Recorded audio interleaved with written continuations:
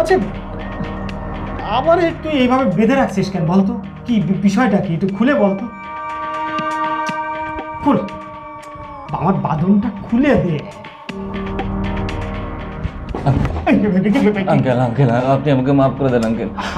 আমি এই সুযোগটা যদি আমার হাতছাড়া হয়ে যায় আমি কোনোভাবে রিয়াকে পাবো না আঙ্কেল। আপনি এই সুযোগটা আমাকে দিন প্লিজ আঙ্কেল। আপনি 2টা দিন বাধা থাকেন প্লিজ আঙ্কেল।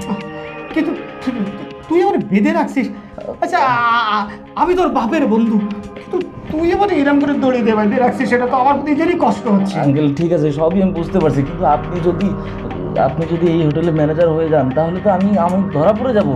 রিয়ার বাবু যদি বুঝতে পারে আমি একজন ফ্রড তাহলে তো রিয়াকে আমার পাওয়া হবে না আঙ্কেল। আঙ্কেল প্লিজ আপনি 2টা দিন একটু বাধা থাকেন, আমাকে সুযোগটা দিন আঙ্কেল। আরে বুঝলাম, কিন্তু তুই যদি ম্যানেজার হোস তাহলে আমি কে? আমার তো ম্যানেজারের অরিজিনাল চাকরিটা চলে যাবে। আমার কোম্পানি মালিক যদি জানতে পারে আমার তো চাকরি চলে যাবে, তখন আমার কি হবে? আপনার চাকরিতে আমার প্রেম কি ছোট নাকি? আমি না পেলে তো আমি মরে যাবো, আপনার চাকরি যাক।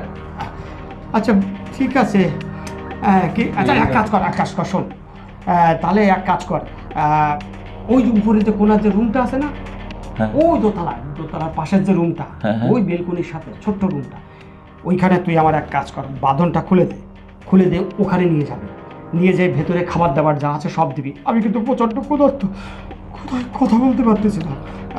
আর সবাই যদি দেখে ফেলে তাহলে আচ্ছা একটা আপনাকে তাহলে টুরিস্ট হিসেবে পরিচয় করিয়ে দেবো তাহলে সবার সাথে। হ্যাঁ না তোরে বুদ্ধির কথা বলছিস, শোন, ওখানে কেউ যদি আমার কথা জিজ্ঞাসা করে যে ম্যানেজার কোথায় আছে, তুই বলবি ম্যানেজার ওই যে সিলেট শহরে। ম্যানেজার তো আমি, সেটা তো বলে ফেলছি। শোন না, বুদ্ধিটা শোন, কথাটা শোন, যদি কেউ জিজ্ঞাসা করেই ফেলে তাহলে বলবি যে বড় ম্যানেজার ওই সিলেটে মূল শহরে চা বোর্ডে কাজে গেছে, বুঝতে পারছিস? আচ্ছা ঠিক আছে, কিন্তু কারোর সাথে দেখা হলে কিন্তু আপনি নিজেকে টুরিস্ট হিসেবে পরিচয় দেবেন। আরে দেখার করতে কোনো সুযোগই নাই। তুই এক কাজ করবি, ওই বাইরে যে দরজা আছে না, এই পাশের যে দরজাটা আর ভেতরের দরজাটা আমি লক করে, আর সামনের দরজাটা তুই তালা দিয়ে রাখবি। কিন্তু খাবারটা কিন্তু বাবা ঠিক মতো দিতে হবে, কারণ কোথায় আমার আত্মা কাঁপতেছে বাবা। দেবো আঙ্কেল, আপনি কোনো টেনশন করেন না।